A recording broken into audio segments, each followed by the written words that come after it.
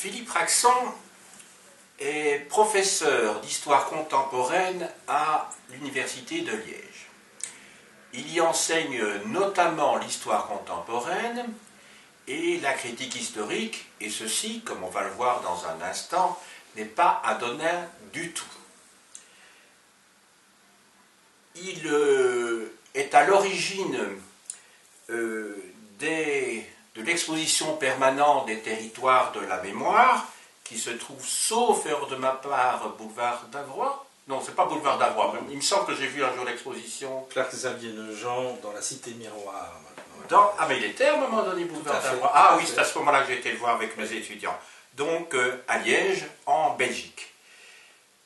Il est également président du Conseil de la transmission de la mémoire de la Fédération Wallonie-Bruxelles. Il a écrit de nombreux ouvrages, parmi lesquels, tout d'abord, un ouvrage d'historiographie sur les historiens belges et la Révolution liégeoise de 1789. Il a écrit également un ouvrage sur la mémoire et la Révolution française en Wallonie. Il a écrit également alors je crois que c'est une synthèse ou un rapport publié sous forme de livre qui s'intitule « Le débat Lumumba », parce qu'il était membre lui-même, un des 4 membres de la commission d'expertise qui a été mise en place par le Parlement belge pour essayer de comprendre exactement ce qui s'était passé lors des événements qui ont succédé à l'indépendance du Congo en 1960. Et je rappelle que Patrice Lumumba, qui était pendant une courte période Premier ministre, le premier Premier ministre du Congo, a été assassiné, sauf erreur de ma part, c'était en janvier 61. Janvier 1961. Voilà.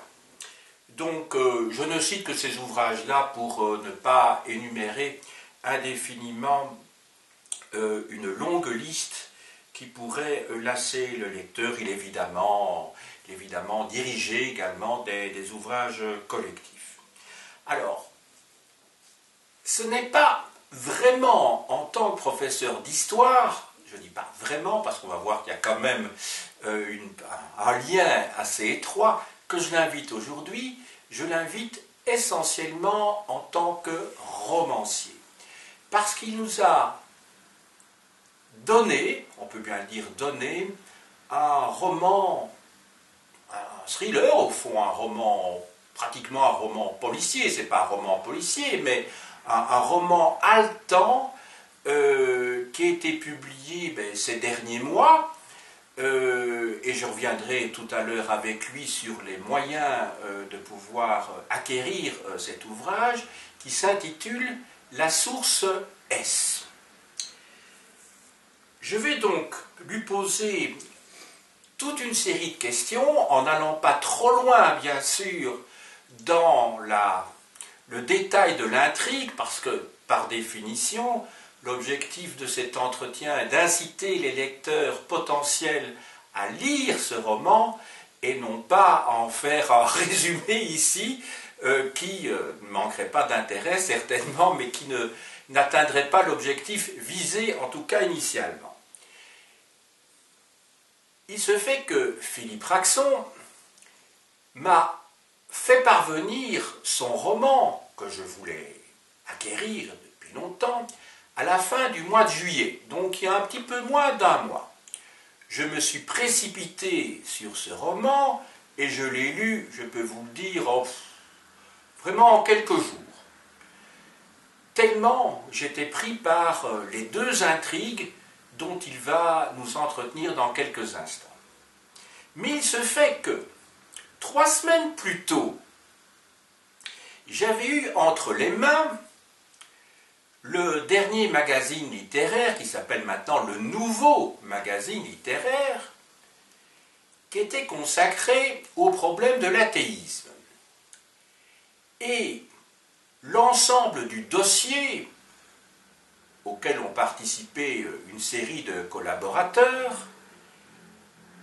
débute par un conte écrit par Raphaël Glucksmann, dans lequel il développe l'idée selon laquelle le monothéisme ne serait rien d'autre qu'une blague juive.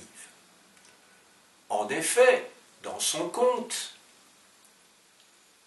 un roi des Juifs, qui n'est pas cité, essayant de trouver une solution devant la division des Hébreux, alors que le territoire des Juifs allait être envahi par l'armée d'un pharaon, avait réuni de nombreux sages, des savants, pour essayer de trouver une solution visant à fédérer tous les Juifs. Ils avaient tout essayé et ça n'avait pas marché. Et c'est ainsi qu'à un moment donné, plutôt que de déposer les armes, ici, armes intellectuelles, il y a un vieillard dans l'assemblée qui s'appelle Moshe, donc Moïse. Alors tout le monde le regarde avec un air, avec beaucoup de suspicion, en se disant « mais qu'est-ce que ce vieux gâté va encore raconter ?» Et il se fait que Moïse dit « ben moi, je vous propose ceci. Pour fédérer tous les Juifs, il faut créer, inventer un seul Dieu qui permettra de les unir donc face à un péril extérieur. » Le roi des Juifs se dit, ben, puisqu'il n'y a aucune autre solution, on va essayer celle-là. Et c'est ce que Raphaël Glucksmann appelle la mauvaise blague juive qui serait à l'origine du monothéisme. Alors, vous allez me dire, mais de quoi est-il en train de parler? Mais il se fait que mon voisin voit tout de suite, évidemment, où je veux en venir. Et c'est donc la première question que je vais lui poser. Cher Philippe, est-ce que tu pourrais nous expliquer quelle est l'intrigue, ou plutôt quelles sont les deux intrigues qui sont mêlées dans ton roman et qui va permettre d'ailleurs pour l'une de celles-ci de rejoindre peut-être mon propos. Très bien. Alors, un roman, ce sont d'abord des personnages, selon moi. Et effectivement, une première intrigue est liée aux deux personnages principaux, dont le profil est le suivant. D'une part, un professeur d'université, le professeur François Lapierre, professeur à la Sorbonne, qui est un historien réputé, qui a pignon sur rue, qui publie. Il a la quarantaine, 43 ans, et donc il a le vent en poupe. Et d'autre part, une jeune historienne sicilienne, une jeune docteure, qui galère, comme tous les docteurs siciliens et italiens, j'ai envie de dire, et qui, par contre, a mis la main sur une source, un document historique. Et c'est la raison pour laquelle, d'ailleurs, elle entre en contact avec le professeur Lapierre, elle le rencontre. Elle s'appelle donc Laura Zante. Et c'est Laura Zante. Et donc, les deux personnages se rencontrent, et la première intrigue, c'est leur histoire, c'est leur relation tumultueuse. Mais dès leur première rencontre, il y a l'amorce de l'autre intrigue, à mon avis quand même l'intrigue principale, c'est-à-dire la question d'une source dont le contenu est décoiffant, est perturbant, est réellement même hallucinant. Que faire de cette source? On a ces deux personnages, un homme et une femme, deux historiens mais qui n'ont pas le même statut, qui n'ont pas la même démarche ambitieuse dans l'existence, mais qui ont quand même pour point commun le respect de la critique historique. Ça, je dirais que c'est le cœur du cœur de l'intrigue, la critique historique. Les principes de la critique historique, on va y revenir. Et le roman est construit à travers cela. Le mystère du contenu d'une source, sa véracité, et donc aussi son origine, sa provenance, ce qui permet à l'historien de la critique historique, évidemment, de donner un tracé à cette source à travers le temps et de faire émerger des figures importantes de l'ouvrage, en particulier Napoléon, on va y revenir. Et la double intrigue est vraiment le moteur du propos. C'est ça. Et donc, voilà, donc pour... alors pourquoi ça s'appelle la source S? C'est peut-être le moment d'introduire peut-être un peu plus avant le propos. Alors, pourquoi la source S? Il y a plusieurs explications possibles. Et d'ailleurs, la mienne n'est pas l'ultime. C'est-à-dire que des lecteurs pourront trouver autre chose pour le S en question. Mais, de prime abord, évidemment, ça fait référence à Sénèque. Bien sûr, parce que Sénèque est l'auteur de la source en question, du document que l'Orazante présente, soumet au regard critique du professeur Lapierre. Et il faut savoir que Sénèque a entretenu une longue correspondance avec un dénommé Lucilius, et d'ailleurs on retrouve en édition de poche, n'est-ce pas, les lettres à Lucilius par Sénèque. C'est un document extraordinaire de l'Antiquité parce qu'on a une correspondance déjà, et puis quand même Sénèque n'est pas n'importe qui, je vais y revenir. La source S serait l'ultime lettre de Sénèque, et ultime au sens propre du terme, c'est-à-dire celle où il se confie juste avant son suicide. Le roman débute par le suicide de Sénèque, ou les prémices du suicide. Ça n'est pas une figure de style, c'est extrêmement important en réalité. Par ordre de Néron, donc. Alors, ça, c'est ce que l'historiographie officielle a retenu. Oui. Si on lit la dernière lettre de Sénèque, oui, on constate que le relationnel de Sénèque avec Néron est beaucoup plus nuancé. Et là, je pense aussi, d'une certaine manière, faire écho à une historiographie renouvelée de la figure de Néron, qui a subi un tir de barrage considérable via l'historiographie chrétienne, et le personnage était peut-être moins noir qu'on l'a décrit. Donc, lettre de Sénèque, la source S, Sénèque, mais il faudrait aussi, je pense qu'on va y venir dans le propos, évidemment, comme on parle d'un thriller, on avance à petits pas en marchant sur des œufs, même l'auteur, mais enfin, il faut aussi que nos lecteurs, les auditeurs soient intéressés. Cette lettre fait référence, on va en parler, à un épisode clé de l'histoire du judaïsme, de l'histoire de la romanité, mais aussi de notre histoire culturelle jusqu'à nos jours. Épisode clé qui, bien entendu, qui tourne autour de la figure de Jésus, de la figure du Christ. Et on sait que dans la problématique de Jésus, il y a l'extraordinaire problématique de la question des sources, dont la fameuse source Q, la source Quelle. Du coup, la source S et la source Quelle ont certainement des choses à se dire. Mais ça, le professeur Lapierre l'évoque dans un de ses entretiens avec Laura, lorsqu'ils travaillent ensemble, sachant que leurs entretiens, c'est aussi l'occasion de faire fonctionner la critique historique et aussi d'aller plus loin dans l'analyse du contenu de la source.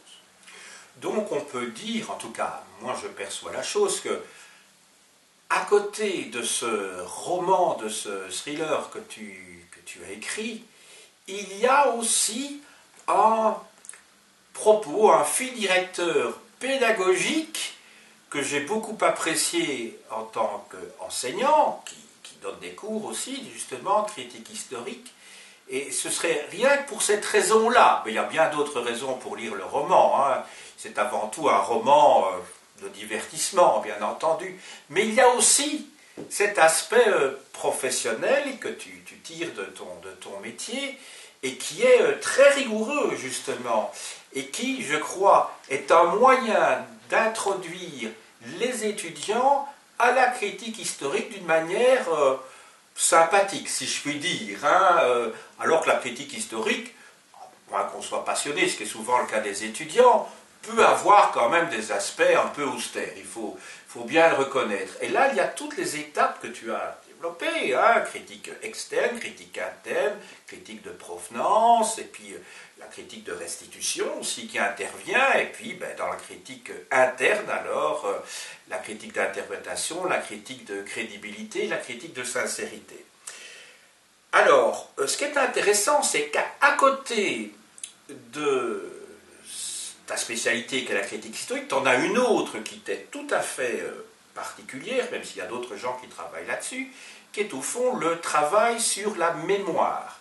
Et c'est un travail sur enfin, tu as mené des recherches, tu en as même sorti un livre que j'ai évoqué tout à l'heure, à côté de nombreux articles, qui est le travail sur la mémoire. Et dans le livre, pages 68 et 69, tu développes là, presque magistralement, ce que c'est que ce travail de mémoire, en distinguant plusieurs formes de mémoire, et ce sont des outils qui vont permettre justement au professeur Lapierre de développer des hypothèses. Est-ce que ça, je crois que tu peux l'expliquer devant nos auditeurs et nos auditrices. Tout à en fait. Quelques mots. Tu as bien mis le doigt sur le fait que la critique historique occupe cette place-là et la mémoire. Pour la critique, je donne le cours depuis un quart de siècle, et j'ai pensé aux étudiants, j'ai pensé, je dirais, à des lecteurs qui se pencheraient pas, comme on peut le faire nous, sur la critique historique, pour leur donner un peu le goût de la critique dans une situation vécue, même si elle est en partie imaginaire. Et pour la mémoire, effectivement, ça c'est un sujet de recherche qui est le mien depuis assez longtemps, avec ce qui est important de dire, tout ce qui concerne la mémoire dans le livre, c'est pas de la fiction. C'est le résultat, le fruit de recherches les plus pointues aujourd'hui, que ce soit en psychologie, que ce soit en anthropologie. Donc tout ce qui fait allusion à la mémoire, c'est vrai, même des choses absolument surprenantes. Alors, quand on a cette perspective-là, et le problème de la critique de source, donc la question de la mémoire, la critique des sources, et qu'on se penche sur l'origine du christianisme, puisque c'est de ça qu'il en est question, à certains moments, je me suis même demandé si mon hypothèse finalement n'avait pas un contenu et une résonance avec la réalité des faits. C'est ça. Et là, il faut rebondir sur Sénèque, puisque Sénèque est un philosophe stoïcien. Voilà. Et que le stoïcisme est une école de pensée, est une philosophie, est un art de vivre extrêmement important dans l'Antiquité, qui a bien sûr une origine grecque, et qui est un puissant courant de pensée, mais minoritaire, puisque le grand drame des stoïciens, c'est qu'ils n'étaient pas populaires. Et ils le savaient, d'ailleurs. Et c'est aussi, ils savaient que leur courant n'était pas populaire, ils ne cherchaient pas non plus à le rendre populaire, c'est un mode de pensée d'élite. Les stoïciens, les philosophes stoïciens d'ailleurs fréquentaient les élites, et il y a un moment donné où il y a cette rencontre entre l'impérium romain et la pensée stoïcienne qui va parfaitement se mouler de telle manière que certains empereurs s'afficheront même stoïciens. La particularité du stoïcisme, comme Marc Aurèle, la particularité du stoïcisme, c'est quand même que l'univers est une entité guidée par le logos, donc par le verbe, donc il y a une puissance avec une orientation qui donne une orientation, et d'ailleurs une orientation bienfaisante, qu'il y a une organisation de cet univers qui se répercute jusque dans les cités terrestres et jusque dans les individus eux-mêmes. Nous avons tous une portion de ce logos en nous, et donc adopter une morale de vie en résonance avec l'ordre de l'univers, c'est être en phase avec cet univers-là, c'est d'une incroyable pertinence, ou en tout cas on va dire d'une certaine modernité qui est extrêmement prégnante dans un univers, rappelons-le, qui était polythéiste, sauf évidemment dans le monde juif. Le monde juif qui, à l'époque de Sénèque, est un monde extrêmement tourmenté, extrêmement bouleversé. C'est un problème, c'est un abcès de l'Empire romain, enfin de cette Méditerranée romaine, et les Juifs, bien entendu, ont développé le monothéisme. Alors, Sénèque, évidemment, en réfléchissant sur la manière de gérer la question juive, à l'époque, va partir du principe que le stoïcisme pourrait très bien à la fois être mieux diffusé, mieux popularisé, et aussi diviser ces juifs. parce que une des caractéristiques de Sénèque, c'est sa fidélité. Au cœur, je dirais. On est au cœur. On est au cœur du roman. On a des auditeurs, il y en a le temps. Je peux dire non, tout à fait. On est vraiment au cœur du sujet. Que je ne dirai pas ailleurs. Oui. Et donc, il y a une stratégie de Sénèque pour développer les principes stoïciens à travers une histoire simple. C'est d'ailleurs lui qui le dit. J'ai écrit une histoire que les enfants même pourraient comprendre. Tout à fait. C'est ce que dit Sénèque dans sa lettre. Alors quand les deux historiens d'aujourd'hui ont ça sous les yeux, ils font fonctionner la critique historique. Et il explique pourquoi. Et il donne il explique tous les détails. Oui, voilà. Sénèque, en tragédien. Oui, c'est ça. Parce qu'en plus, il a la plume pour le faire. C'est ça. Et donc nos deux historiens sont confrontés à un choc culturel eux-mêmes. Ils réagissent en historien par rapport avec la critique historique.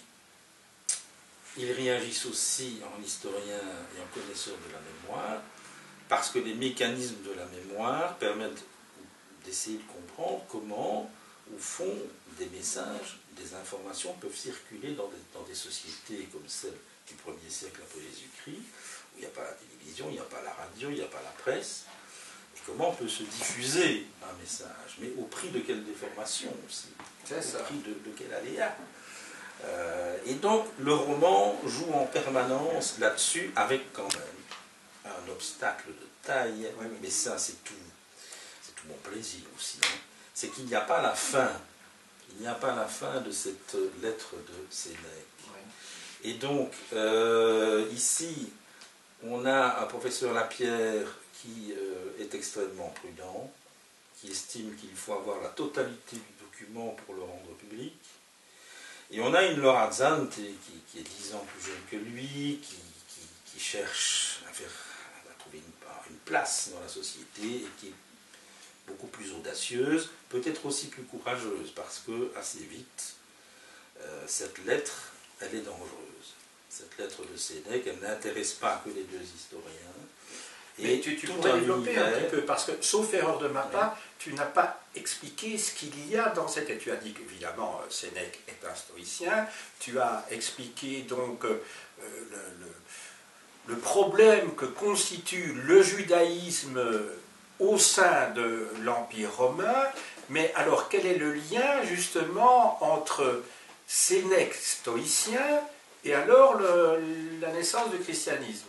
Alors, tu comptais y venir, j'imagine. Allons-y. Donc voilà, parce que je me suis dit, je me suis dit que les auditeurs et les auditrices risquaient d'être un petit peu sur leur faim, parce que tu avances, et puis alors il y a ce côté, ce lien, cette équation. Hein, on est dans un bon repas. Voilà. Les plats arrivent. Les plats arrivent, oui. Et j'ai envie de dire. Oui. Sénèque trace le portrait d'un personnage qui est Jésus. Il le façonne, et étant immensément riche, ce qui est vrai, va diffuser son histoire, et l'histoire de ce personnage, mais par bribes, via des messagers. Alors là, évidemment, on recoupe la problématique de la mémoire concernant Jésus au tout début de l'ère chrétienne, et comment le christianisme s'est développé. On a des éléments, on a des bribes, on n'a pas de source directe, Jésus n'a d'ailleurs rien laissé, et on a beaucoup moins d'éléments qu'on pourrait le penser, parce que c'est grosso modo à partir du IIIe siècle seulement qu'on commence à avoir un éclairage, mais un éclairage a posteriori, fabriqué, ou en tout cas généré par des hommes du IIIe siècle. Des sources du 1er siècle, elles sont extrêmement épares. Sinon qu'on a Saint Paul, la figure de Saint Paul, bien entendu, mais j'en fais quelque chose dans le roman, et là je ne le dis pas. Non, oui. Mais il est là, il n'est pas écarté. Oui. Tout ça pour dire que ce n'est pas complètement incohérent ni fictionnel d'imaginer que quelqu'un ait eu suffisamment de possibilités, notamment via des messagers, pour diffuser l'information. Parce que l'information se diffuse, et notamment dans une société orale, selon des réalités de transmission qu'on connaît fort bien. Alors pendant longtemps, on a pensé que la mémoire orale avait quelque chose de plus frais, de plus vrai et de plus pertinent que la mémoire écrite notamment, ce qui était paradoxal. Mais je crois qu'il y avait une part de paternalisme chez les intellectuels occidentaux. Chez les intellectuels occidentaux, notamment de la deuxième moitié du XXe siècle, ou même un peu avant, il y a eu à l'égard de la mémoire orale, me semble-t-il, un blanc-seing qui a été donné par rapport à des sociétés qui étaient sans écriture, partant du principe, puisqu'ils n'ont pas l'écriture, ils ont dû développer une mémoire orale bien supérieure à la nôtre. C'est ça. Alors que c'est faux, c'est complètement faux. La mémoire orale est tout aussi aléatoire, si je puis dire, que la mémoire écrite qui peut être oui. Mais une mémoire orale, elle est aléatoire parce que les souvenirs se transforment, les souvenirs se transmettent de manière erronée, parce que dans un groupe, celui qui a l'ascendant sur les autres impose sa mémoire orale aux autres, et le groupe finit par se rassembler autour du porteur de mémoire ascendant. Donc, la mémoire orale est loin d'être supérieure à la mémoire écrite, elle a les mêmes travers que n'importe quelle mémoire. Dans cet univers de diffusion, que Sénèque perçoit bien, il invente en somme un support de propagande. Et je pars du principe qu'il fonctionne, puisque c'est la thématique du roman. C'est ça. Étant entendu donc la mémoire dans les sociétés qui ne possèdent que ce média-là, ce médium-là, ne fonctionne pas, la mémoire orale, je dis bien, ne fonctionne pas de la même manière que la mémoire orale qui est celle de sociétés qui disposent d'autres médias. Je pose la question parce qu'au fond, quand Edgar Morin écrit son ouvrage sur la rumeur d'Orléans, on est à une époque où effectivement, ça concerne les Juifs, sauf erreur de ma part, il y a une rumeur qui circule très rapidement à Orléans, mais on est à une époque, c'est la deuxième moitié du XXe siècle, où à côté de la mémoire qui circule des clients du boucher ou de l'épicier vers les autres habitants de la ville d'Orléans, comment dirais-je, fonctionnent parallèlement des informations qui peuvent être données à la télévision, à la radio, des choses comme ça. Donc là, il y a quand même une spécificité dans ce type de société-là, je suppose. Mais ici, ce qui me frappe, c'est que les évangélistes, parce qu'on a quand même, entre guillemets, des sources intéressantes, alors indirectes. Les évangélistes sont écrits en grec. Ils n'étaient pas présents, n'ont pas assisté aux faits, ils sont postérieurs, ils n'habitaient pas la région.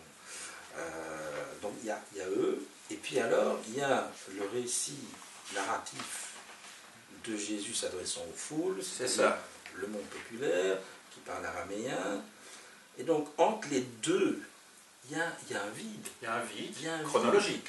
Il y a un vide chronologique, et même il y a un vide technique. Oui, heuristique, quoi. Enfin, au niveau de la source des informations elles-mêmes.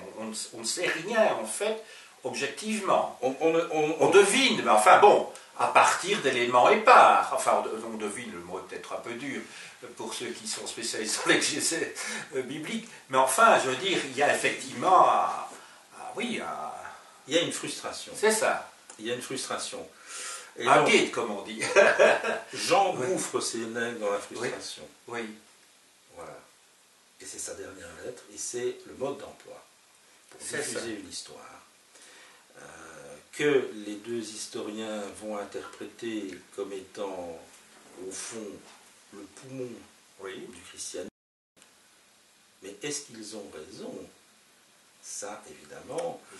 Ça parce qu'on est en train d'en parler un peu à leur rythme, c'est-à-dire la progression du roman, on fonctionne comme ça, mais là je laisse le point d'interrogation. Tout à fait. Est-ce qu'ils ne sont pas en train de se fourvoyer?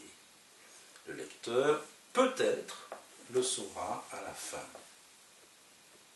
En tout cas, j'espère que ça ne va pas conduire certaines personnes qui ont la foi à, à se mettre à douter. Enfin, pourquoi pas finalement, ça pourrait être très bien aussi, mais à s'interroger sur les sources qui sont celles de leur croyance. Alors, enfin, ça peut être, pédagogiquement, c'est intéressant aussi. J'ai déjà eu des échos. Ah oui. Donc j'ai déjà eu des échos, parce qu'au fond, le livre est abordé selon différents niveaux. On peut le lire de différentes manières. Oui. Il ne faut pas être un spécialiste du christianisme pour lire le roman de Grasse. C'est un livre vraiment accessible, je l'ai voulu comme tel. Maintenant, il y a des niveaux de lecture. C'est ça. Et donc, des lecteurs ont perçu cela, notamment des lecteurs qui peuvent évoluer dans une réflexion théologique. C'est ça. Et personne n'est encore tombé en pamoison dans la lecture. Parce que je crois qu'il y a suffisamment d'ouverture d'esprit pour aborder cette problématique-là. Elle est d'ailleurs abordée depuis un certain temps. Ce qu'on appelle la critique biblique, parce qu'au fond, c'est un hommage, je fais un hommage d'ailleurs à une série d'auteurs ça remonte au XVIIIe siècle, et même avant. Oui, on peut remonter à Spinoza, on peut remonter à la critique de l'Ancien Testament de Richard Simon. Oui, 1678. Tout à fait. Donc il y a une tradition, y compris au sein du monde chrétien, et c'est ce qui, je crois, a beaucoup aidé le christianisme à évoluer à chaque étape de la modernité et à se débarrasser finalement, ou en son sein même, à lutter contre des scories extrémistes. Tout à fait, oui. Et donc ce grand mouvement-là, je lui rends hommage, en fait, dans le livre. Et on peut même remonter aussi à Erasme, qui a fait un travail en tant que philologue, pour essayer justement de voir ce qui, dans la Vulgate de Jérôme, ne tenait pas la route, en reprenant les textes. Et c'est l'origine de la création du Collège des Trois Langues à Louvain, et puis du Collège de France à Paris. C'est qu'il va y avoir des lecteurs royaux à Paris qui vont travailler directement sur les sources de l'époque et non plus sur le texte latin de la Vulgate, qui a été quand même confirmé par la contre-réforme. Mais prendre distance avec le sacré, tout à fait. Je crois que c'est essentiel. C'est essentiel, il faut le faire tout le temps. Tout à fait. Quand cette prise de distance qui ne dénonce pas la foi, c'est simplement de partir du principe, les supports d'une foi sont des œuvres humaines. Bien sûr, oui. Et donc, à partir de ce moment-là, analysons-la comme des œuvres humaines. C'est ce qu'ont fait les critiques bibliques. Ils sont arrivés à des résultats absolument extraordinaires. Au même titre qu'on peut le faire pour les Védas ou pour d'autres, bien entendu. Alors, voilà, ça c'est, je dirais, le fondement, je dirais, érudit de ton roman. Mais à côté de ça, il y a, alors je ne sais pas ce que tu peux en dire, il y a toute une intrigue, parce que, bon, à partir de là, il y a toute une histoire rocambolesque qui va se mettre en place. Et alors là, on est vraiment dans un thriller qu'on pourrait voir au cinéma ou à la télévision, où il y a des tas d'acteurs, des tas de groupes aussi qui interviennent d'origine multiple. Je ne sais pas si tu peux les citer ou pas, ou vaut mieux pas, je ne sais pas. Alors, on peut évoquer effectivement que le fait que cette source remonte à la surface, et je dis remonte parce qu'elle n'a jamais complètement disparu, intrigue et inquiète une série d'acteurs. Le lecteur va les découvrir. Ce sont des acteurs, ce sont des forces en présence, c'est un échiquier. Oui, voilà. Qui met en danger ces deux personnages. Si j'ai écrit un thriller, c'est aussi par plaisir. Le plaisir de mettre les personnages dans des situations difficiles. Et dans la première partie du roman, on est dans une sorte entre guillemets, de poursuite. Ça dure que quelques jours, où, en même temps qu'ils cherchent des informations sur la source S, eh bien, les personnages qu'ils rencontrent sont eux-mêmes porteurs d'une certaine d'abnégation ou s'inscrit dans un rapport de force. Bref, là, il y a de l'animation, on va dire comme ça, jusqu'à une partie où la temporalité du roman change, pour une raison que je n'ai pas envie de dévoiler, qui est liée à la relation entre les deux personnages. Mais le changement de temporalité permet alors de poser comme point central non plus la source à la disposition des deux personnages, mais le petit morceau manquant. Partie manquante, la partie finale, qui devient une obsession de François Lapierre, et c'est la quête de François Lapierre pour retrouver cette partie. Donc on n'est plus dans la critique d'une source, on est dans la recherche, dans une chasse au trésor.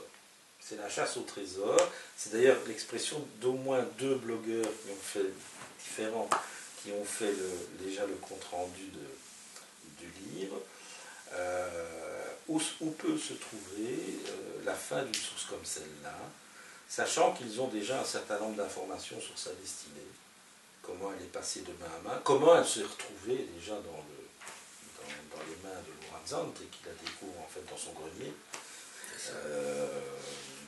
Et là, on est plus, si je puis dire, dans la quête de quelque chose, plutôt que dans l'analyse d'une source. À ce propos-là, tu parles du grenier.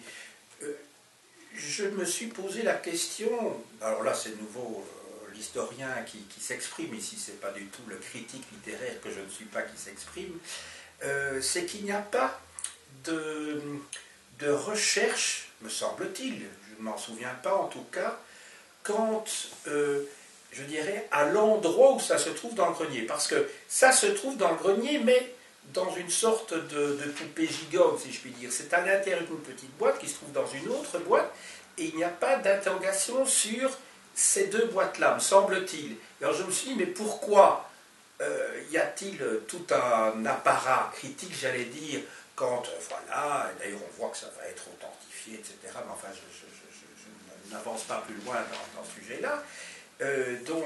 Mais quand l'endroit où ça se trouve, bon, le grenier, ça va être expliqué, bon, je ne vous explique pas ça ici, mais bon, là on voit, il y aura l'explication sur le chemin qui fait que ça se trouve dans ce grenier, là et pas ailleurs. Ça c'est expliqué. Mais les boîtes où ça se trouve, et là il n'y a pas de question, je me suis posé la question. Alors, donc, parce qu'il y a deux boîtes, sauf erreur, il y en a une qui est à l'intérieur d'une autre. Oui. Si mes souvenirs sont bons. Tout à fait. J'ai lu ça maintenant il y a un petit temps. Lorentzante est issu d'une famille de la vieille aristocratie sicilienne qui a perdu tout son aura.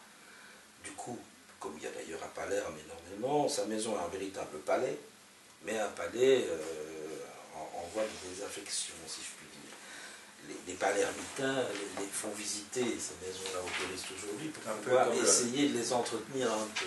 C'est le palais du Guépard dans... en version de Lampedusa, oui. Mais la maison existe, la oui. maison de Lorentzante existe. Oui. Beaucoup de choses sont j'ai été le plus précis possible dans toutes sortes de détails. Ça a nécessité alors beaucoup de voyages, parce qu'ils voyagent beaucoup. À tous les endroits où ils vont, je suis allé. Oui. Les restaurants, les hôtels. Ah oui, tous les restaurants. Tout est validé. Oui. On va dire un petit mot sur les restaurants. Mais donc, cette source, n'oublions pas, c'est un volumen, donc oui. un papyrus. Oui. Par conséquent, sa conservation est rare. Peu de documents romains nous sont parvenus, les Égyptiens plein, parce qu'il y a le climat. Bien sûr. Mais dans les boîtes, il y a du sable. Voilà. Et donc ce sable a permis la conservation de ce papyrus. Alors, on peut peut-être dire maintenant quelques éléments sur le caractère de ce personnage de François Lapierre. Oui, tout à fait. Parce que, de prime abord, et c'est d'ailleurs confirmé dans tout le roman, c'est qu'il a un énorme appétit, mais qui est multiforme. Qu'il s'agisse de la recherche, qu'il s'agisse de l'alimentation, ou qu'il s'agisse de sexe, on peut le dire. Oui. Donc il y a ces trois aspects-là, la recherche. On voit que c'est, au fond, en psychanalyse, on parlerait de sublimation quand on est dans la recherche, mais au départ, il l'alimentation, ce qui est le plus basique et le plus nécessaire. Il y a le sexe qui est nécessaire, mais enfin dont on peut éventuellement se passer, je pense au moine. Et puis il y a la recherche qui est le niveau supérieur. Donc il y a deux besoins de type primaire, et alors il y a un besoin qui, oui, c'est de l'ordre de la sublimation. Mais il y a la même source, sans faire de jeu de mots avec le titre de l'ouvrage. C'est quelqu'un qui a un appétit gargantuesque. Alors, en tout cas, c'est un jouisseur. C'est un jouisseur. Mais sous le retour. Hein, il a une quarantaine d'années. Il a 43 ans. S'il reste encore 10 ans comme ça deviendra pathétique. Oui. Alors, ce que j'ai voulu, en fait, avec ces deux personnages-là, c'est faire un clin d'œil à ce type de roman, qu'on va qualifier de roman historique ou de roman d'aventure historique, oui. Je ne sais pas trop, oui. Et où trop souvent les personnages sont extrêmement léchés, n'ont pas de défaut. Oui. Je pourrais citer des exemples, je ne vais pas le faire nécessairement, mais ce sont des héros à la Tintin. C'est ça. Et je ne voulais pas. J'allais parler d'Hergé tout à l'heure. Je ne voulais pas de héros à la Tintin. Oui. Les personnages ont des défauts, ils ont des vices, Laura aussi. Ils mentent, ils ont un côté pirates d'ailleurs. Hein. Ils font des choses qui sont condamnables aux yeux de l'histoire, certainement. Oui. C'est de la piraterie. Oui. À un moment donné, ils basculent dans la piraterie, même si c'est éventuellement pour la bonne cause. Ouais. Donc, ils sont farcis de défauts parce que ça me permet de les rendre un peu plus intéressants. Alors, et de les faire évoluer, parce que François Lapierre évolue considérablement. Avec sa rencontre avec Laura. Mais donc, je les ai voulus très vivants. Et puis, concernant la gastronomie, la gloutonnerie, enfin, la gastronomie, on va dire, elle occupe une place importante. C'est le moins qu'on puisse dire. Et là, c'est un vrai clin d'œil au Gai Savoir, c'est un clin d'œil à tous ceux qui, de Rabelais, en passant par Montaigne et d'autres, ont dit on peut penser en jouissant. Et moi je pense qu'au contraire, d'autant plus, jouissez des plaisirs terrestres aide à la vraie et bonne réflexion. Et que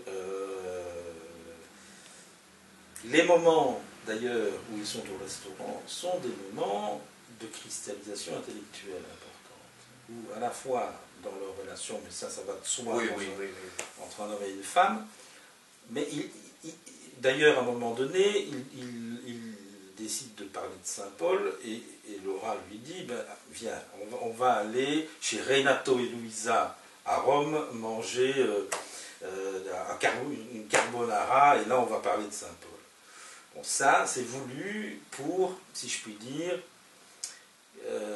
envoyer un message en disant, si vous voulez bien penser, vivez bien. Au fond, je voulais te poser une question. Je ne sais pas si ça faisait partie de ton projet, si c'est conscient ou inconscient.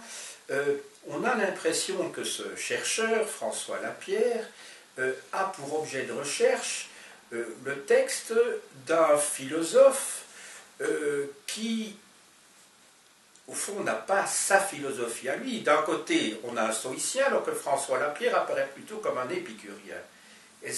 Or, les épicuriens et les stoïciens, ce sont des écoles qui sont nées pratiquement au même moment, à la fin du IVe siècle avant notre ère, donc au moment de l'époque hellénistique, et qui sont des écoles vraiment concurrentes, qui ont une vision de l'organisation de l'univers qui est opposée. Et donc, est-ce que c'est...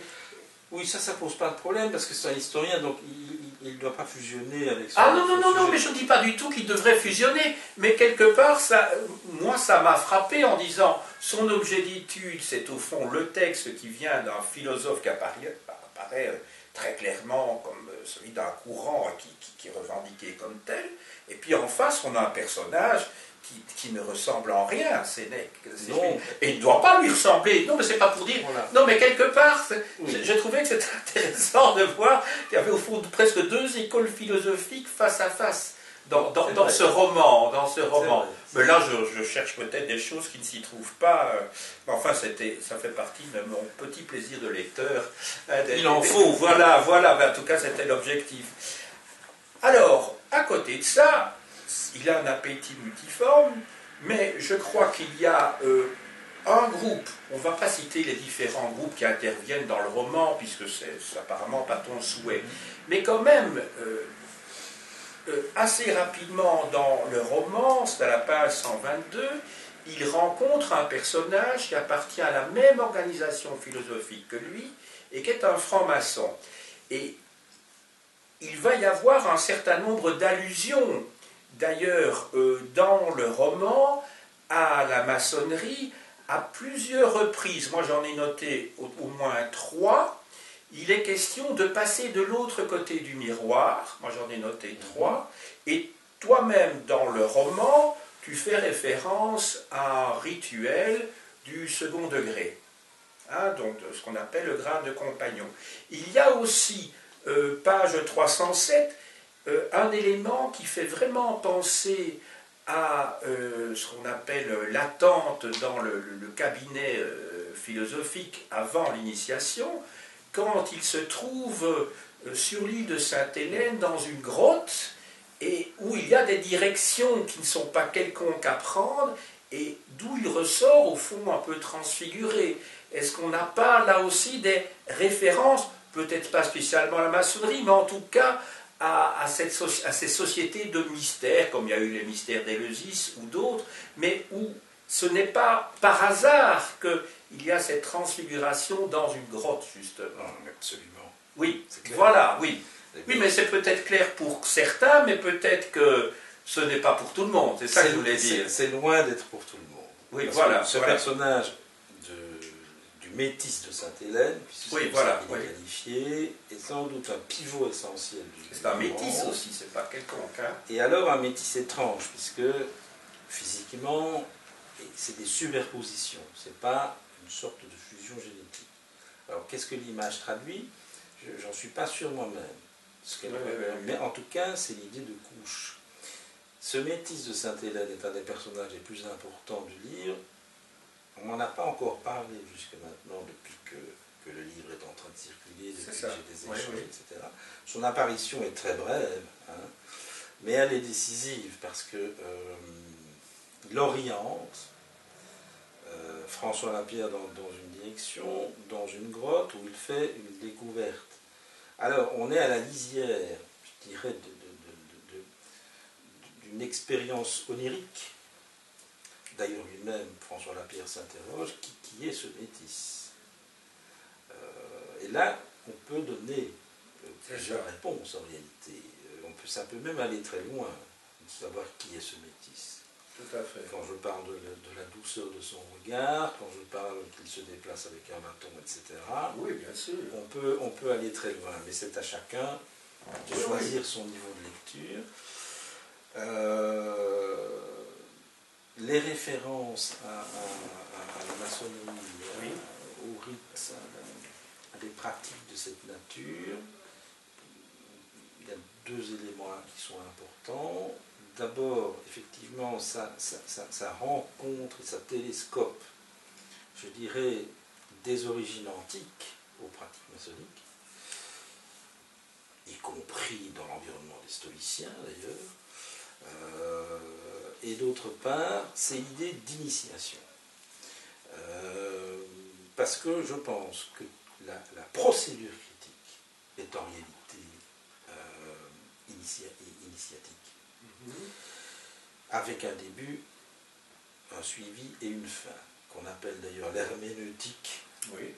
Hein, quand on fait émerger la signification du contenu d'une source, je trouve que c'est extrêmement fascinant de mettre en parallèle la procédure critique et la procédure de l'initiation. Mais dans le terme étymologiquement aussi, le terme exégèse, il y a ex, c'est faire sortir de aussi. Tout à fait. Exégèse, hein, puisqu'on est dans le domaine biblique ici. Voilà. Et alors, on peut quand même souligner que ce n'est peut-être pas par hasard qu'il s'appelle François Lapierre aussi. Alors, Lapierre, en fait, autant Laura Zante, je trouve que c'est piquant, c'est frappant, c'est original. Oui. En réalité, c'est pas moi qui l'ai trouvé, c'est ma compagne. Je lui ai demandé, donne-moi un peu un nom original sicilien, Oui. d'origine aristocratique. Oui. Alors c'était Zante, qui est d'ailleurs une île, petite île Oui. sicilienne. Tandis que la pierre, c'est un nom banal de la pierre. Oui, oui. Ceux qui s'appellent la pierre ne m'en voudront pas. Si non. Oui. Maintenant, c'est vrai que la pierre d'une fondation, oui. ça peut aussi évidemment faire sens. Pour le prénom, là je sais pourquoi. Alors moi, dans la correspondance que nous avons échangée, quand j'ai vu qu'il y avait un François et d'autre part une Laura, je t'ai posé la question, mais ça c'est peut-être le hasard, parce que tu ne m'as pas répondu véritablement, et peut-être qu'il ne faut peut-être pas donner de réponse pour les lecteurs et lectrices, mais tout de suite j'ai pensé évidemment à Francesco Petrarca, donc à Pétrarque, et son amour pour cette Française qui s'appelait Laure. Donc moi j'ai pensé tout de suite à ça, et je me suis dit, tiens, il nous oriente dans cette voie-là. Alors je ne sais pas si c'est le hasard, si c'est pas le hasard, mais pour moi c'était évident. Bon, tout de suite j'ai pensé au XIVe siècle. Enfin. Ce n'est pas volontaire de ma part, mais j'ai envie de dire que c'est peut-être une résonance, parce que j'aime beaucoup ce que tu as relevé. Ah, oui. Et donc je l'aime beaucoup, alors je ne dis pas non. C'est ça, d'accord. Même si parce que ça vient peut-être de ton inconscient, je n'y ai pas pensé. Peut-être que oui, ça fait peut-être partie de ta culture inconsciente et que voilà, il n'y a peut-être pas de hasard, quoi, voilà, même si c'est pas volontaire, quoi. Ben, enfin, c'est pour dire au fond que dans ce roman, on peut se laisser aller aussi à laisser un peu chavirer le navire à certains moments. Et c'est l'objectif d'un roman. C'est un roman. Donc il faut s'amuser. Il faut s'amuser. Et d'ailleurs, une chose extrêmement importante, parce qu'il y a la critique historique, la mémoire, etc. Mais j'ai suivi à la lettre un bon conseil de Stephen King, qui dit, à qui on demandait, est-ce qu'il faut vraiment bien connaître un sujet pour l'intégrer dans un thriller. Alors il avait dit, je ne sais pas s'il faut bien le connaître, mais en tout cas, il ne faut pas trop montrer qu'on connaît. Il faut aller assez vite dans les éléments d'information. Ce qui est sûr, et là je peux l'affirmer devant ceux qui nous écoutent ici, ce n'est pas du tout un roman pédant.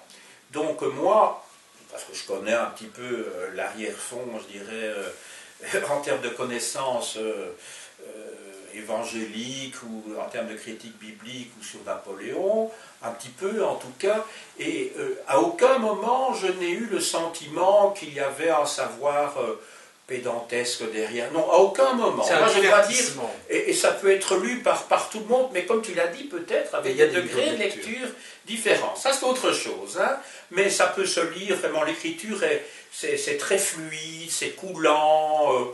Donc, vraiment, ça se lit avec un grand plaisir. Je voudrais maintenant te poser une question.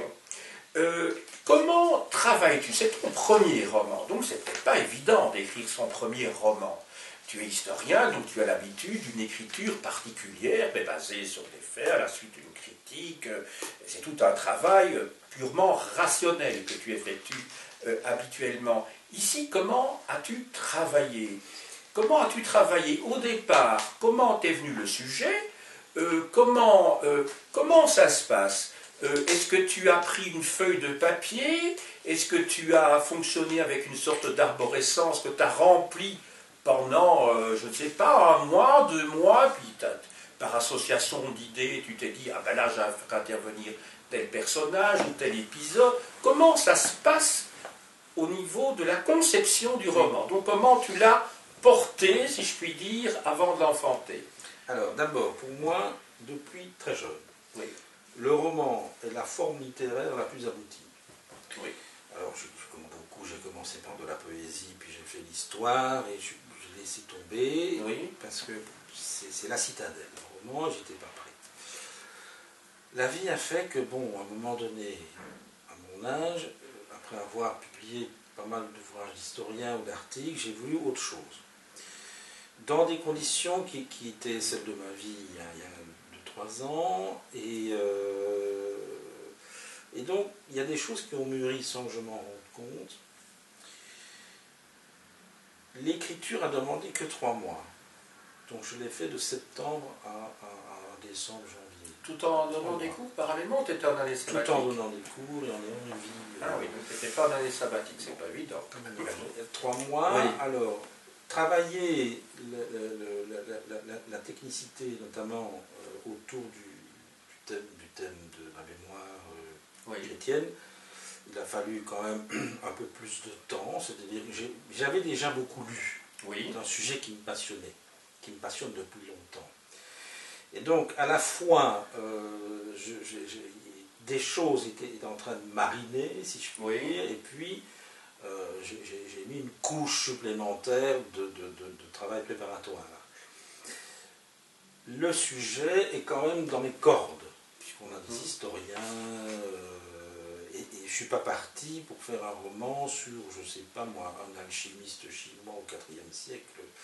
Donc ça, c'est important d'avoir une base. Si oui, sauf que tu n'es pas ta spécialité, c'est quand même pas le christianisme originel. Toi, tu es plutôt spécialiste d'une époque plus récente, à ma connaissance. Je suis un grand lecteur d'ouvrages sur Jésus. Un grand lecteur d'ouvrages sur Jésus, j'en ai plein. Ah voilà. Donc voilà. Je suis aussi un grand lecteur de thrillers. C'est ça, oui. J'en dévore C'est ça. J'adore lire des thrillers. C'est ça. Donc, il y a eu cette conjonction. Au niveau de l'écriture, je suis quelqu'un de très visuel. J'ai besoin de voir ce que je décris. Les situations évoquées, il faut que je les vois. C'est pour ça aussi que je mets les personnages dans des endroits que je connais.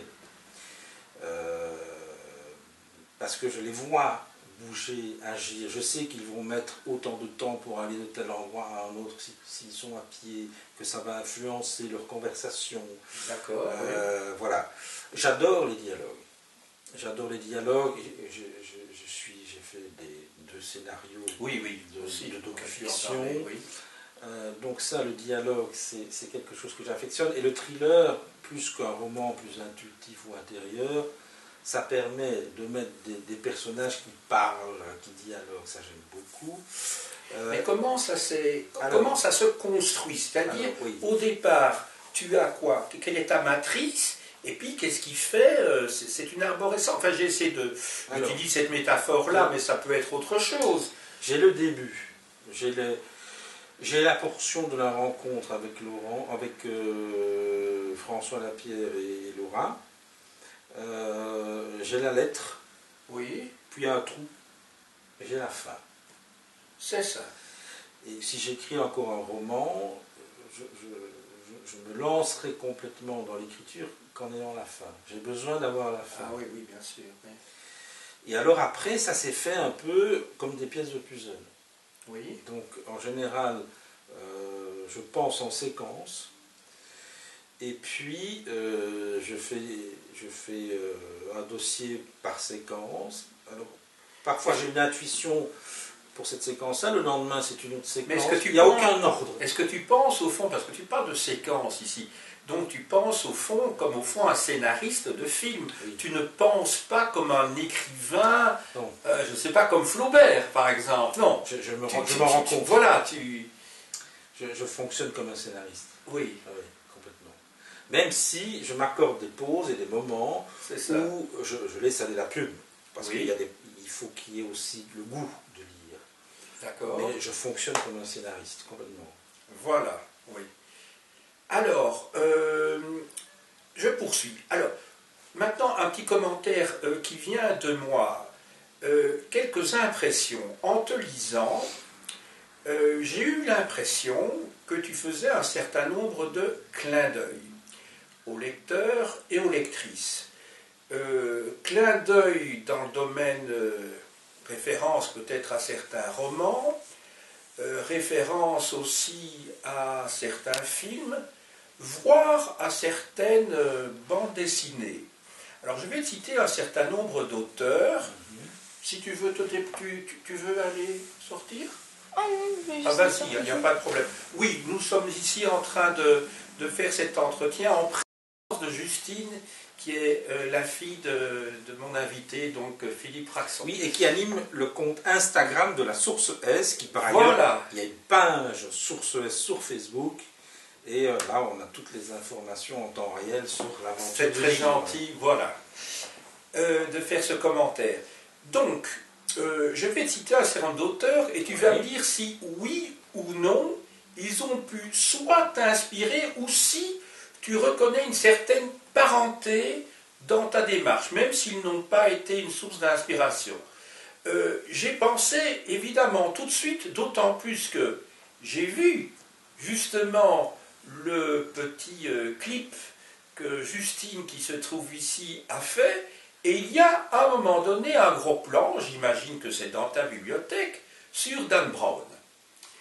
Alors, j'ai vu cela, mais je l'ai vu après avoir lu, attention, le roman, et je me suis dit, et j'avais déjà cette idée-là, donc je me suis dit, quand même, et c'est ce qui vient quand même un petit peu à l'esprit quand on te lit, il y a quand même au moins une parenté, sinon une source d'inspiration avec plusieurs romans de Dan Brown d'ailleurs. Hein. Donc c'est pas obligatoirement le Da Vinci Code, c'est pas obligatoirement Ange et démon, il a écrit aussi Le symbole perdu, enfin il y a plusieurs romans qui m'ont fait penser. Alors, autre roman qui est de la même catégorie, c'est quand même aussi Le nom de la rose d'Umberto Eco. J'ai trouvé que c'était, on peut classer dans la même catégorie. Alors, j'arrête ici parce que la vie est drôle. Il y a un lecteur qui m'a écrit quelque chose qui dit tout. Il m'a dit, c'est plus érudit que Dan Brown et plus accessible qu'Umberto Eco. Ah oui, il a fait ça, référence fait, oui. aux deux auteurs je trouve. Je suis tout à fait d'accord. Et c'est pas par hasard que je les cite dans cet ordre-là aussi, d'ailleurs. Oui, oui. Donc c'est vrai, vrai, oui. faire ça. D'ailleurs, quand je parlais de personnages que je trouve trop lissés, c'est le cas du héros de Dan Brown, me semble-t-il. Il n'a pas de défaut, il est sérieux avec les femmes, etc. J'ai voulu introduire un décalage. Donc oui, tout à fait. Surtout dans Le nom de la rose, il y a plusieurs niveaux de lecture aussi. Si on est philosophe, mais on voit tout de suite ce que c'est que le nominalisme, on voit la référence évidemment à Guillaume d'Occam, et puis quand on voit la dernière ligne, la dernière phrase qui se trouve à la fin du nom de la rose, c'est une référence immédiate donc au nominalisme, d'autant plus que pour beaucoup de gens, le nom de la rose, ils ne voient pas ce que ça veut dire, le nom. Hein, le nom de la rose. Et d'ailleurs, moi j'ai parfois des élèves qui disent « Ah oui, j'ai vu le film Au nom de la rose », comme si c'était au nom du roi. Mais ça n'a rien à voir, c'est le nom de la rose. Alors, quand même, il y a cette idée de ces doubles se couple. Hein, ils sont à deux, et on a quand même à certains moments qu'ils fonctionnent, même si ce n'est pas la même chose du tout. Hein. C'est plutôt deux Sherlock Holmes l'un à côté de l'autre. Mais il y a quand même cette idée de faire valoir, ils sont un peu les faire valoir l'un de l'autre à certains moments, et on a l'impression qu'ils jouent quand même à Sherlock Holmes et Watson, mais une fois c'est l'un, une fois c'est l'autre. Ils arrivent chacun avec quelque chose. Donc c'est pas l'ahuri Watson, hein, entendons-nous bien, mais quelque chose. Donc parmi les auteurs que j'ai cités, j'ai écrit Conan Doyle. Alors, j'ai pensé également, alors là ça se rapproche plutôt d'Umberto Eco, à l'œuvre noire de Marguerite Yourcenar aussi. Quand je l'ai lu, je me suis dit, mais au fond, cette idée, le stoïcisme, bon, quand on voit Zénon, le personnage, c'est quand même Zénon de Citium, hein, donc c'est le fondateur du stoïcisme. Donc j'ai pensé, évidemment ça se situe au XVIe siècle, mais l'œuvre au noir, ça fait aussi référence à un travail sur soi. C'est un travail sur soi quand même. Je n'y ai pas pensé, mais c'est extrêmement pertinent. Parce que l'œuvre au noir est mon roman préféré. Oui. C'est le roman que j'emporterai sur une île déserte si je suis vivant, ou dans mon cercueil si je suis mort. Et donc, Et surtout que c'est admirablement écrit, en plus, au niveau de l'écriture aussi. C'est comme les mémoires d'Adrien. C'est absolument extraordinaire, et que tu en parles ici me touche, en fait. Ah ben, je n'ai pas pensé un seul instant. Je suis content. Mais ça télescope complètement un roman que j'ai lu plusieurs fois et qui m'habite. Enfin, il m'habite, c'est-à-dire, je le sauverai d'entre les flammes tout de suite. Parce que ça part du stoïcisme aussi. Parce que c'est l'errance d'un personnage dans Le Veau Noir. Oui, c'est ça. J'aime beaucoup, et qui est... c'est pas un super-héros. Non. Au demeurant, Laura et François ne sont pas des super-héros du tout. Non, pas du tout. Laura est plus courageuse que François. Oui, je pense que Laura est en réalité le personnage central, plus que sans doute. Pierre. Sans doute. Mais le parfum et la tonalité générale, effectivement, Le Veau Noir, c'est quelque chose qui m'a sans doute tellement influencé que ça va se retrouver dans ce que j'écris. Et alors j'ai pensé aussi, donc c'est plus que des associations d'idées, parce que au fond, j'ai fait un peu un travail de recherche, mais involontaire, hein. Je n'ai pas fait un travail de critique littéraire du tout ici. Et alors j'ai pensé quand même au dossier H d'Ismaël Kadare. Parce que dans ce roman, donc le grand, enfin il est prix Nobel, je crois, enfin il était, en tout cas ce grand écrivain albanais, met en scène deux anthropologues américains qui enregistrent des récits dans les Balkans, précisément en Albanie. Ils essayent de retrouver en fait les origines c'est de l'Iliade, si mes souvenirs sont bons. Et ils montrent en fait que c'est un grand arbre comme ça que l'on trouve encore dans les Balkans, donc au 19e siècle, au 20e siècle. Et c'est un petit peu la même idée, au fond. Et ça s'appelle le dossier H, donc le dossier Homais. Non. La réponse est non. Là. La réponse est non. La réponse est non. Alors, maintenant, dans le domaine du cinéma. Alors là, je ne vais pas développer des choses qui viennent par la suite, mais enfin, je pensais au Parrain 3 de Francis Ford Coppola. Parce qu'il est quand même question de la mafia, il est question du Vatican, je les cite quand même, je m'excuse. Hein, et il y a quand même le fameux archevêque Gilday, là, dans le Parrain, qui est directeur de la Banque du Vatican, et il se fait que celui qui était directeur de la Banque du Vatican, c'était le fameux Marcinkus, et il se fait qu'il réapparaît sous forme de Marcinkis. Alors je me suis dit qu'il n'y avait pas de hasard là.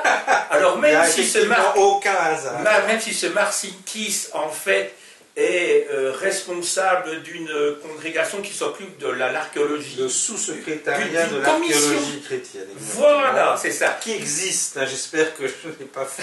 Ah, il existe vraiment, ce monsieur. Non, le non, mais parce que Marcinkis, c'est référence à Marcinkis. Absolument. Oui, voilà. Et le sous-secrétariat d'archéologie chrétienne existe au Vatican. Ah oui, ça je n'en doute pas. Alors il apparaît page 220, mais alors la page 311, quand il réapparaît, c'est dans une affaire qui fait un peu référence à des choses dont on parle.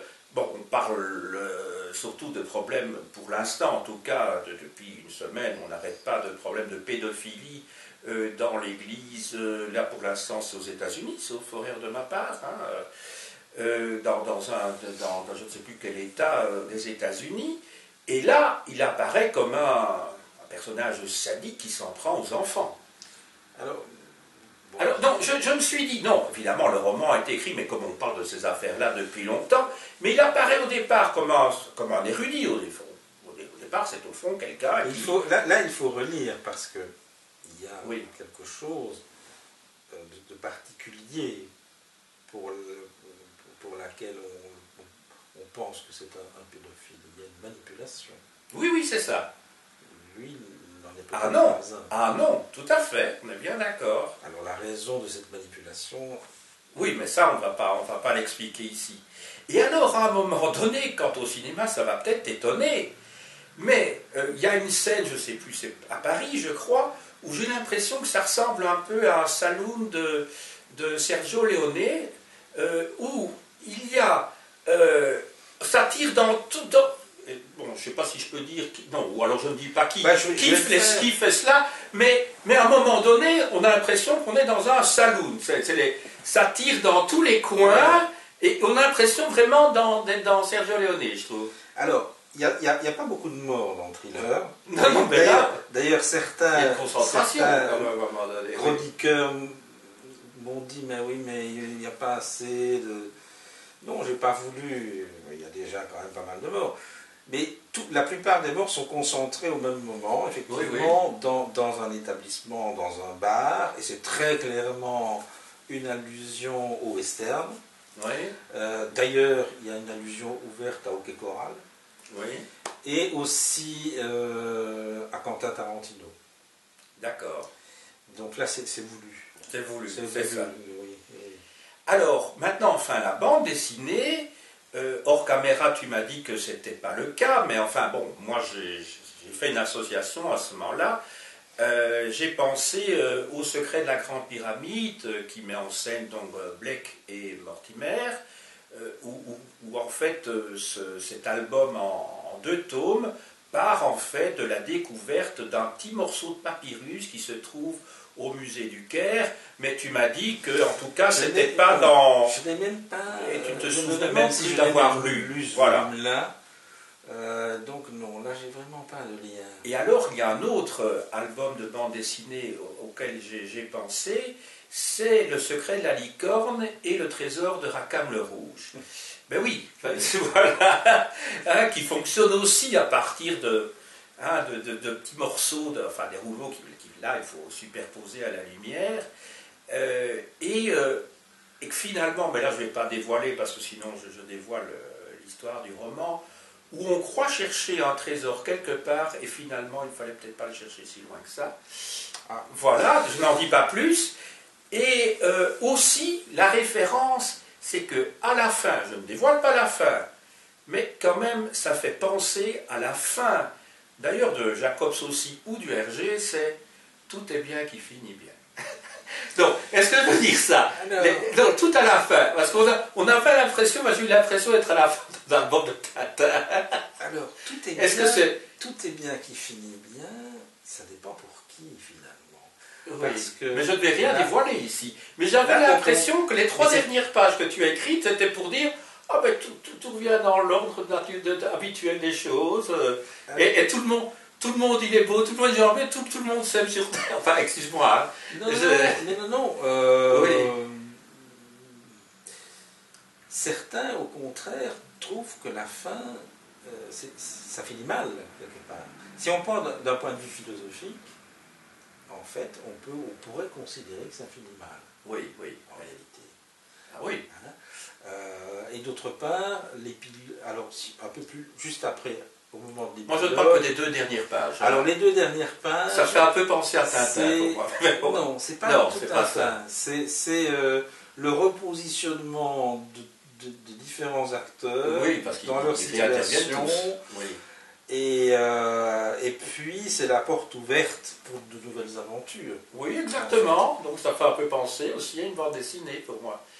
Peut-être. Oui, que ce soit Tintin, que ce soit autre chose, enfin. Je n'ai pas pensé à la bande dessinée. En termes scénaristiques, c'est plutôt ça peut être la conclusion d'un film. Ah oui, d'accord. Oui, mais attention, pour moi, la bande dessinée, c'est un genre qui a tout, qui a pignon sur rue. Non, mais pour moi, ça n'a rien de... donc, quand je dis ça, c'est, attention, la bande dessinée belge, c'est quand même quelque chose. Hein. Tout simplement parce que... Oui, c'est de la haute qualité. Oui, c'est de la haute qualité. Hein, pour moi, c'est... Alors, maintenant, si je peux me permettre, je voudrais formuler une remarque. Tu fais un travail, c'est plutôt François Lapierre, excuse-moi de l'identification, mais je n'oublie pas quand même que tu es professeur de critique historique. François Lapierre fait un travail vraiment critique, approfondi. Il utilise un type de source au départ, ce sont sources écrites, et puis il y a un travail de réflexion sur la mémoire. On en a parlé tout à l'heure, on ne va pas y revenir. Mais ce qui m'est venu à l'esprit, et d'ailleurs je t'en ai touché un petit mot hors caméra, c'est qu'au fond, il y a un élément qui pourrait corroborer encore cette hypothèse qui est développée dans le roman, qui irait dans le même sens, c'est qu'il n'y a pas de représentation de Jésus ou du Christ, enfin c'est pas la même chose, hein, avant le IIIe siècle, et qu'au fond, le personnage de Jésus, le personnage du Christ, quand ils sont représentés, c'est à la suite d'un emprunt à toute une série de religions. Je pense tout d'abord les premiers Jésus, les toutes premières représentations de Jésus au IIIe siècle, il est un berbe, par exemple. Et il a un profil, il a un profil plutôt hermaphrodite. Enfin, il est ni homme ni femme. Bon, il a un sexe masculin, mais enfin, c'est plutôt un homme efféminé. Et à un moment donné, pour lui donner de l'autorité, à partir de Constantin, donc quand le christianisme devient la religion officielle de l'Empire, là, il a fallu lui donner une virilité en lui mettant une barbe, aussi, surtout que c'est l'époque où on va discuter des trois personnes de la Trinité, à ce moment-là, hein, pour Dieu le Père et pour Dieu le Fils, si je puis dire, donc pour Jésus et le Père, on va chercher la barbe, en fait, dans l'iconographie païenne, puisqu'il va prendre la barbe de Jupiter, alors qu'avant il était un berbe. Donc ça c'est un élément. Alors il y a à côté de ça le fait qu'on va le viriliser, puisqu'avant c'est un personnage un peu ambigu sur le plan sexuel, à partir du moment où un culte marial va être organisé et qui se met en place à partir de la statuaire d'Isis, qui est en fait une déesse égyptienne qui connaît une grande vague dans l'Empire romain, déjà au 1er siècle avant Jésus-Christ, au 1er et 2e après Jésus-Christ aussi, et qui est souvent représentée comme une mère. Elle est à la fois mère déesse de la fertilité, de la fécondité, et Isis, on la voit portant le petit Horus. Et ça va donner lieu à une iconographie chez les chrétiens qui est celle de la fameuse Marie portant le petit Jésus. Et donc à ce moment-là, on voit de nouveau que c'est à partir du IIIe siècle, et seulement à partir du IIIe siècle, qu'il y a des représentations de Marie. Il n'y a rien pendant 2 siècles, presque 3 siècles en fait. Alors, il y a aussi autre élément, le fameux nimbe d'Apollon. Et c'est seulement à partir du 3e, voire 4e siècle, que Jésus va être auréolé, il va avoir une aura, hein, et ça c'est tiré directement de la représentation d'Apollon, ce dieu de lumière qui rayonne un peu comme la statue de la liberté. Et il y a évidemment Mitra, je ne vais pas continuer, pour la naissance de Jésus, le jour du solstice, etc. Donc il y a toute une série d'éléments qui ne se trouvent nulle part dans les sources originelles, nulle part, et qui sont tirés de religions païennes, en fait, et qui auraient corroboré, je dirais, en prenant une source, d'autres sources, en fait. Ceci dit, mais ça va dans le sens du roman, donc ça... Mais ça aurait ajouté, je dirais, comment dirais-je, si le professeur Lapierre s'était posé cette question au fond des représentations iconographiques. Absolument, ça aurait pu apparaître. Oui. Ça aurait pu apparaître. J'ai pas surchargé. Non, mais bien entendu. Mais effectivement, l'iconographie et les textes sont en parallèle dans les interrogations qu'on peut poser sur. Et là, on n'a rien, en fait. Voilà. Référence, oui. Mais comme pour les textes, il y a un délai. Il y a un délai, c'est ça. Et il a fallu 3 siècles, en fait. C'est ça qui est étonnant. Hein. Et qui va tout à fait. Donc là, ça pourrait, comment dirais-je, soutenir la perturbation en termes de foi de certains de tes lecteurs qui pourraient dire oui, mais là, c'est un élément supplémentaire qui pourrait nous faire douter. Alors maintenant, je vais terminer par 3 petites questions. Tout d'abord, c'est la question, tu as vu qu'à plusieurs reprises, j'ai fait des lapsus et je mélangeais un petit peu le professeur Axon et le professeur Lapierre. Voilà. Et je ne pouvais m'empêcher, quand j'étais en train de lire le roman, de me dire, mais à certains moments, est-ce qu'il ne dévoile pas certains aspects de sa personnalité? Et alors je me posais la question, bien entendu, l'auteur n'est pas le héros, ça va de soi, mais est-ce que, inévitablement, est-ce qu'on ne met pas toujours un peu une partie de son âme, si je puis dire, mais pas dans le sens religieux du terme, une partie de soi-même, et c'est ce qui peut-être permet de mettre autant de passion au moment de l'écriture. Et alors ma question, parce que ça ce n'est pas encore ma question, ça ce n'est qu'une impression, est-ce que ça ne pourrait pas conduire à un certain danger, entre guillemets danger, hein, entendons-nous bien, lorsque certains de tes étudiants ou étudiantes vont te lire, et qui pourraient se dire, mais au fond il y a certains aspects de sa personnalité qui correspondent à ce que l'on sait de lui.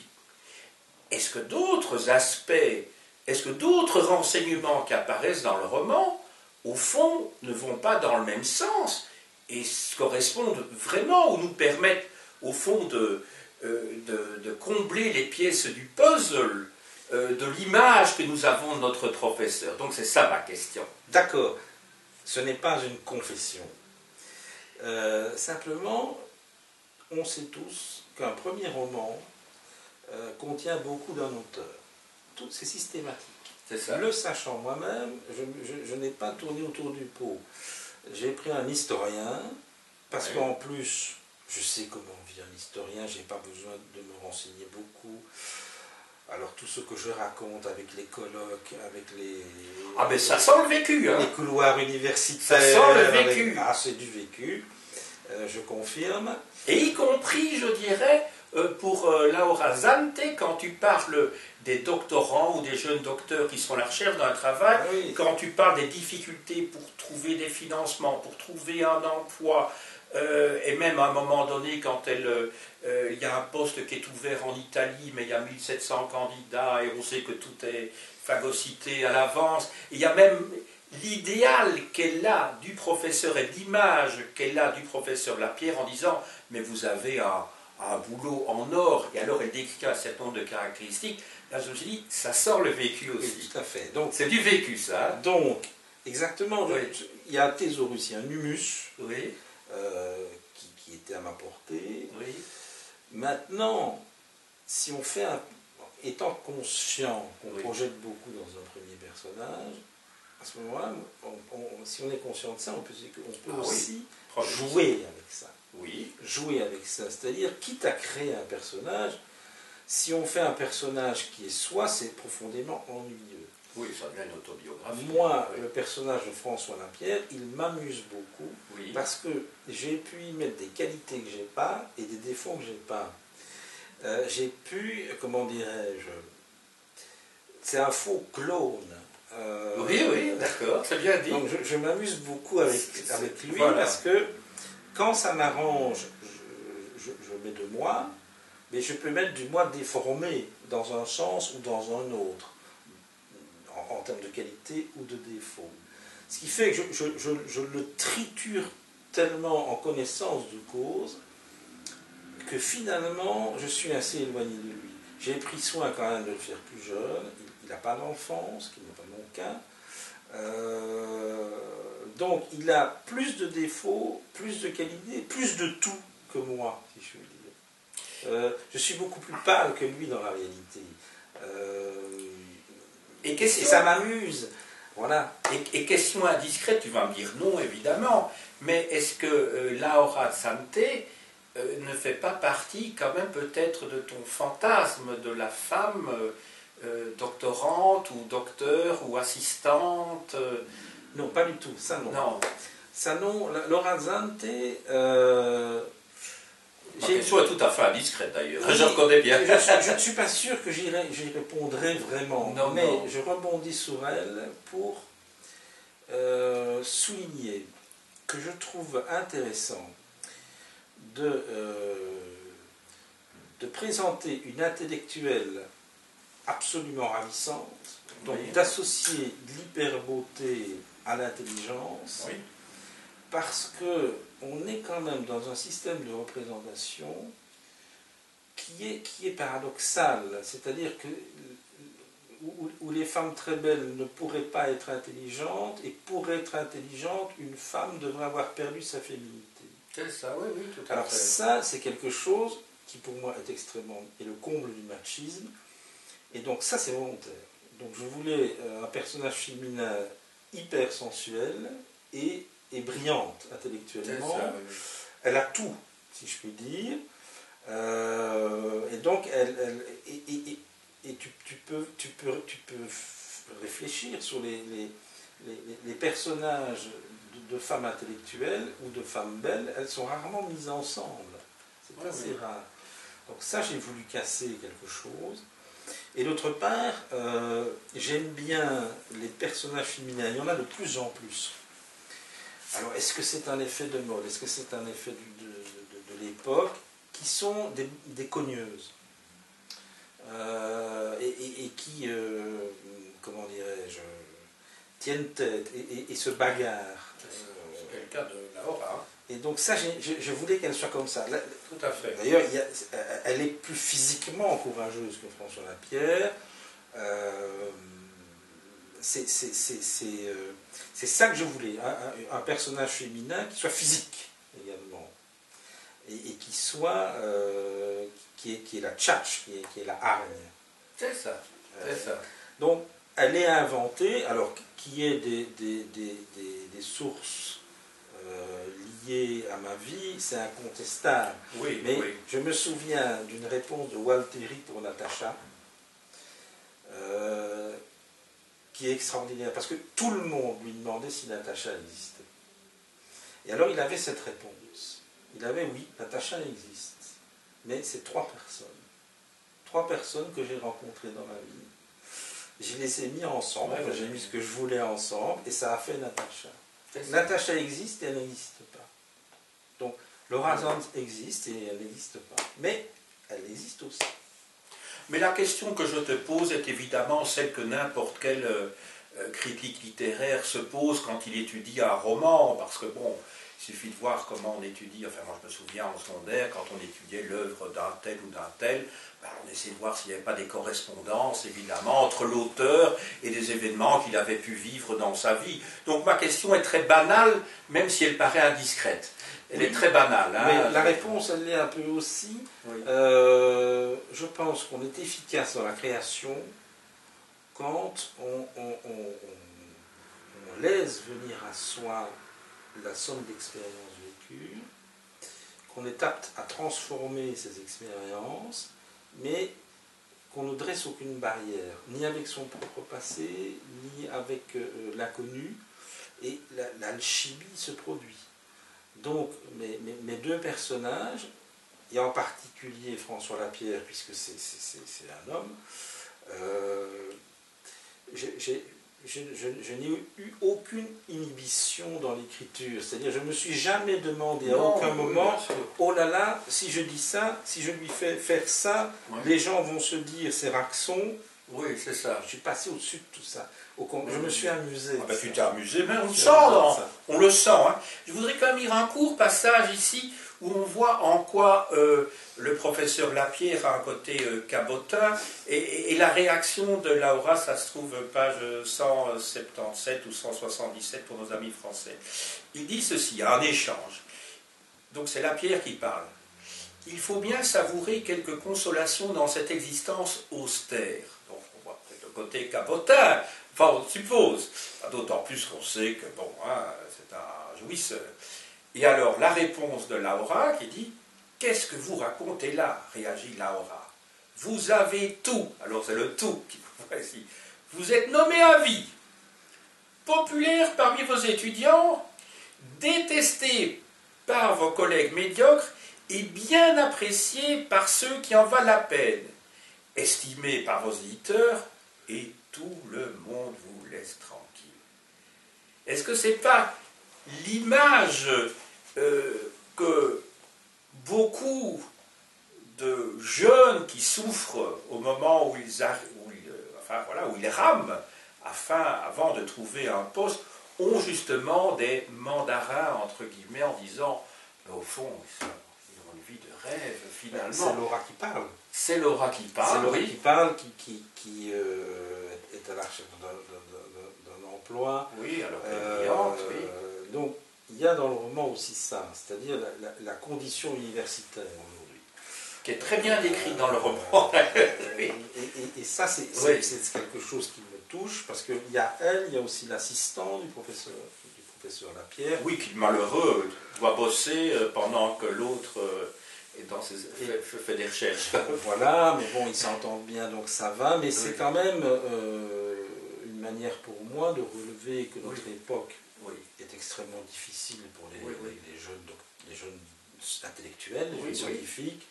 Je ne voudrais sûrement pas faire ma thèse de doctorat maintenant. Non. Je trouve qu'on leur demande des choses. Il y a une telle concurrence que ils doivent avoir des dossiers avec je ne sais pas combien d'articles. Un parcours du combattant qui est extrêmement épuisant et terrible. Et ça, je voulais quand même en rendre compte dans l'ouvrage, par petites touches ici ou là. Donc c'est un plaidoyer aussi pour... C'est l'idée que le métier d'historien, pour les jeunes d'aujourd'hui, et même s'ils sont au top, c'est vraiment un parcours du combattant. C'est très très dur. Et ça, je le rasonne. Mais c'est très bien du point de vue éthique. Mais je me souviens comme ça d'un article de Leroy-Ladurie qui s'intitulait, c'est dans le territoire de l'historien, qui s'intitulait Plaidoyer pour les damnés de la thèse. Ah oui, les damnés de la thèse. Oui, ça fait référence à Fanon, bien sûr. Oui, mais tout à fait. Et à l'international surtout. Alors, est-ce que tu souhaiterais, tu vas me dire oui, mais qu'il y ait une prolongation, plutôt une adaptation sous forme cinématographique? Ah oui, moi je suis complètement ouvert au cinéma. Je suis un dévoreur de films. Et est-ce que dans l'avenir, tu comptes faire des démarches pour essayer de trouver ou d'envoyer ton roman à des réalisateurs Le roman sera parce qu'il est vraiment prenant, hein, je vais le redire d'ailleurs dans ma conclusion. Entre Dan Brown et Raxon, je préfère Raxon personnellement. Merci à toi. Non, mais je le dis sérieusement, parce que Dan Brown c'est très populaire, et je veux dire, je crois que ça pourrait devenir un roman populaire. Mais dans le bon sens du terme, hein, je suis complètement ouvert à cette forme. Oui, je dis bien populaire au sens noble. Hein, il y a eu dans la presse française au début de l'été une attaque contre un auteur de thriller en particulier. Je ne sais plus lequel c'est. Je ne l'ai plus en tête maintenant. Personnellement, j'ai trouvé que l'attaque était en dessous de la ceinture. Et je suis tout à fait, si c'est un roman populaire, j'en suis très heureux. Moi, je trouve. Et pour le cinéma, effectivement, je suis complètement ouvert, parce qu'il est cinématographique. Ah, tout à fait. Oui. Et même dans, je te dis, dans l'écriture. Oui, dans l'écriture. C'est du visuel, beaucoup. Oui. Mais ça, bon, on verra. On verra ce qui va se passer. Eh bien, justement, avant de passer à cette étape-là que je te souhaite réaliser un jour, ce serait peut-être bien d'expliquer à ceux et à celles qui nous écoutent comment se procurer ce livre ou comment le lire. Voilà. Alors, parce qu'il y a plusieurs voies. Ici, nous avons donc on va bien le montrer devant la caméra. La version papier. Attends, je crois que je vais bien la montrer pour être sûr qu'on puisse voir vraiment. Il existe en deux versions. La version papier et la version numérique. Oui. Alors, ceux qui ont une liseuse ou qui ont un iPad, tous ces instruments modernes, peuvent l'acquérir très facilement sur des tas de sites internet qui vendent du numérique. Je ne vais pas les citer, mais voilà, ils sont extrêmement connus pour un prix, le prix d'un café en fait. On peut l'acquérir sous forme numérique et électronique. Les amoureux du papier peuvent aussi le commander par voie d'internet. On le trouve dans les librairies françaises, mais malheureusement, pour une raison actuelle qui va peut-être évoluer, sur laquelle je ne m'étends pas, on ne le trouve pas facilement en librairie, sinon dans un certain nombre de librairies. Le plus simple, c'est d'aller voir sur la page de la source S sur Facebook où je mentionne les librairies où ça se trouve au moment où il y a les exemplaires. Alors sur Google, donc c'est bon aussi. Alors oui, oui. Si on fait usage des plateformes d'achat bien connues numériques, oui. on peut le les commander citer, là. Sur Amazon, sur la Fnac. Voilà, oui. On le commande sans aucun On problème. le commande. Oui. Dans les librairies physiques, c'est plus compliqué, mais je ne laisse personne frustré. Et si quelqu'un ne le trouve pas, il peut m'écrire, il peut me contacter. On trouvera toujours une solution. Il coûte une vingtaine d'euros, je crois. Alors, il est... oui, 21-20 chez les libraires, oui, une vingtaine d'euros. C'est ça. Et on en a pour son argent. Je me dis, il y a quand même 400 pages, hein, donc c'est pas... Non. La version numérique, c'est 2,99 €. C'est ça. C'est le prix d'un café. D'accord. Voilà. Ben, je crois que... tout à l'heure, hors caméra, j'en parlais avec mon invité, mais j'ai bien l'intention de faire lire ce livre à mes propres étudiants dans le cadre du cours d'histoire que je donne en première année, dans l'enseignement supérieur, parce que je crois que ça peut être une initiation, comment dirais-je, très plaisante à la critique historique qui, et je l'ai déjà dit, est quand même une discipline qui peut avoir des côtés austères quand on sort directement de l'enseignement secondaire. Et donc, je le recommanderais à des professeurs d'enseignement supérieur, mais également de l'enseignement secondaire.